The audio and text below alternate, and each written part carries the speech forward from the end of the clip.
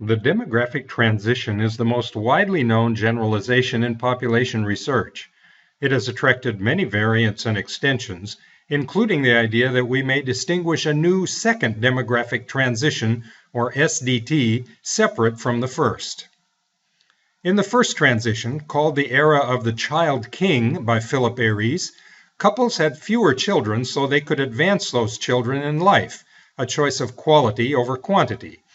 But in the second transition, this motivation changes to what Abraham Maslow called self-actualization. And although Phil Morgan pointed out in his 2003 PAA presidential address that parenthood might be a kind of self-actualization, the more common view is that children get in the way of post-materialist personal lifestyles. Today, both proponents and critics of the SDT idea usually see the second demographic transition as pioneered by a vanguard of modern, highly educated, prosperous elites. We might call this the pattern of advantage, or the Murphy-Brown version of the SDT, in honor of the television character played by Candice Bergen, and her 1992 decision to become a single mother because she was so successful in life that she didn't need any husband or father for her child. Critics of the SDT idea, such as Pirelli Harris and Gerber in 2011, point out that changes usually attributed to a second demographic transition sometimes can show up instead among disadvantaged people, and have presented such results as evidence against the SDT idea. But what exactly are these SDT changes? As demographers, we are interested mainly in two patterns that Ron Lestag and many others have placed at the heart of the SDT. First, the SDT features a retreat from formal marriages in favor of alternative living arrangements. This SDT-related retreat from marriage can produce continued declines in birth rates. On the other hand, we also should expect the Murphy-Brown response. Childbearing can proliferate among unmarried women. By itself, this change could increase birth rates. But if effects of the retreat from marriage outweigh effects of childbearing outside marriage, overall we might expect to see birth rates falling to low levels, possibly even below replacement for an entire society. At least this is all part of the standard picture of the SDT that we usually encounter. Thanks to data provided by Sweden's Central Statistical Bureau, we can see whether demographic symptoms of the second transition do indeed appear among the most educated, prosperous elites in a society. This first chart shows trends in childbearing outside marriage, which is supposed to increase as part of the SDT.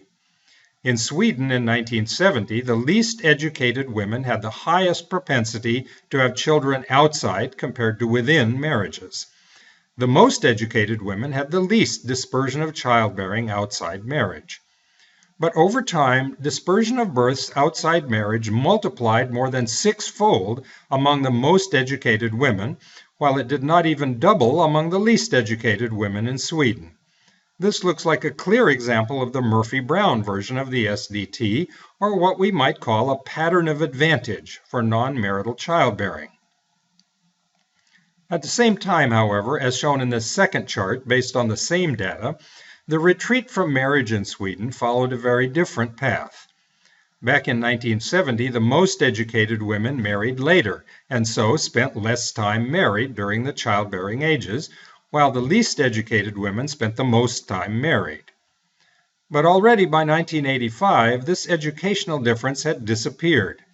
The least educated Swedish women pioneered the retreat from marriage, just as they pioneered unmarried cohabitation, as documented by Jan Hoem. Today in Sweden, as in many other countries, the most educated women actually spend the most time married during the childbearing ages, a complete reversal of the original difference. This looks like a clear example of what Pirelli Harris, Tomasz Sobotka, and others have called a pattern of disadvantage. And it happened in the same society and during the same years that dispersion of childbearing outside marriage followed the Murphy-Brown pattern of advantage. What are we to do with these conflicting trends? As you might suspect, I do have a couple of suggestions. First, I think we should follow the lead of Karen Oppenheim Mason, who proposed in her 1997 PAA presidential address that we must abandon any one-size-fits-all model of even the first demographic transition. She famously pointed out that even that first transition followed different paths in different parts of the world. She advocated a kind of critical mass theory in which the basket of different predisposing conditions and the specifics of resulting demographic trends could vary in different times and places. If the causes and the symptoms of the first demographic transition can vary in this way, we probably have to admit that the same is true for any second demographic transition. Second, I think we should also follow the lead of Sarah McClanahan, who proposed in her 2004 PAA presidential address that the second demographic transition follows two trajectories, one for the Murphy-Brown elites in society and the other for disadvantaged households. This second trajectory reflects a deeply rooted perspective in the history of social thought, the idea that the consequences of individualization, societal fragmentation, alienation, and anomie can impact disadvantaged people hardest of all. If the pattern of advantage is symbolized by Murphy-Brown, this matching pattern of disadvantage might be summed up in the words once sung by Janis Joplin: "Freedom's just another word for nothing left to lose." McClanahan presents both the pattern of advantage and the pattern of disadvantage as two sides of the same coin. We should consider both of them as manifestations of the second demographic transition. I started thinking about all of this from a new angle when I noticed that whenever people talk about freedom and individualism as part of the second demographic transition, it is always freedom from institutionalized rules that have to do with what you might call reproductive social order. Prior to the start of the demographic transition, reproductive social institutions provided the fundamental organizing principles in life. Powerful extended kinship lineages controlled most aspects of people's lives, from the Confucian principles of Chinese culture to the kin-based patronage systems found in many African cultures.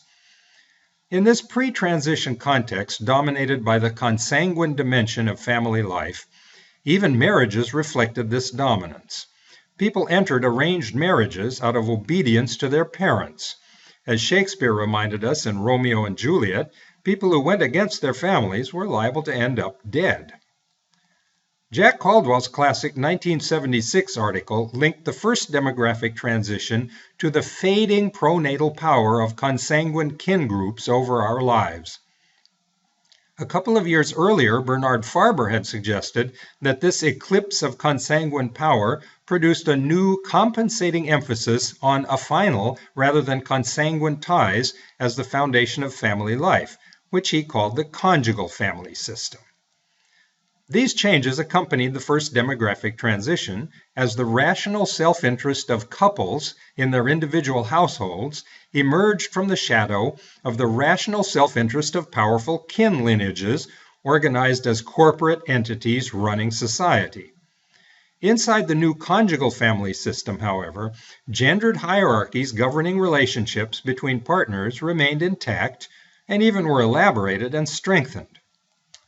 The second demographic transition begins when the gradual eclipse of reproductive social order pivots from the attack on hierarchies based in consanguine ties and kinship to an attack on hierarchies based in affinal ties and gender.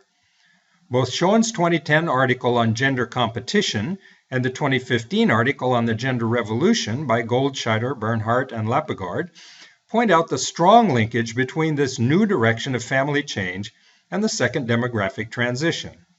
In this second phase of transition, the rational self-interest of individual men and women emerges from the shadow of the rational self-interest of households with ascribed gendered hierarchies.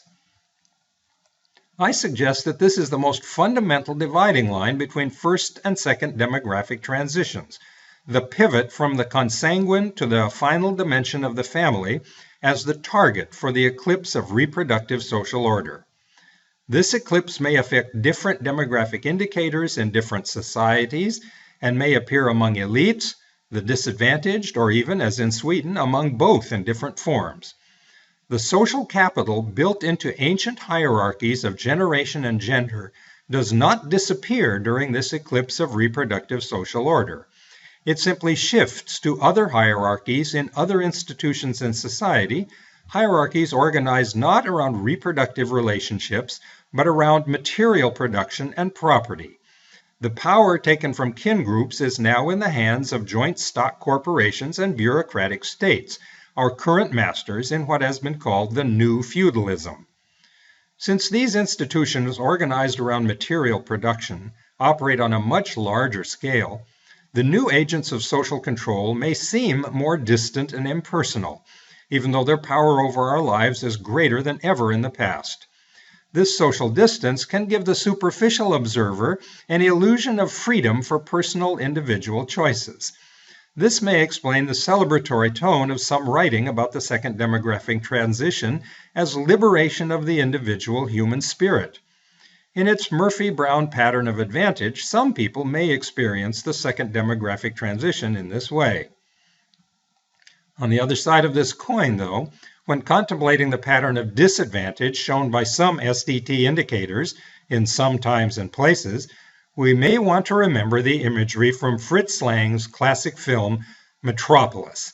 There we also find a population of individuals who have been stripped of all the antiquated old kin-based forms of social organization, who are organized completely around the existential activity of labor. These individuals do not appear among the ranks of happy, secure, well-educated, and self-actualized elites. They are instead the faceless, insecure, isolated, and manipulated working parts of a huge new social system in which new institutions organized around material production have completely enveloped their lives. Work may not always make us free. I'd just like to end with a brief commercial. This paper will appear as the first chapter in Analytical Family Demography, edited by Bob Schoen and published later in 2018 by Springer. I encourage you to look into this new book for its many excellent chapters.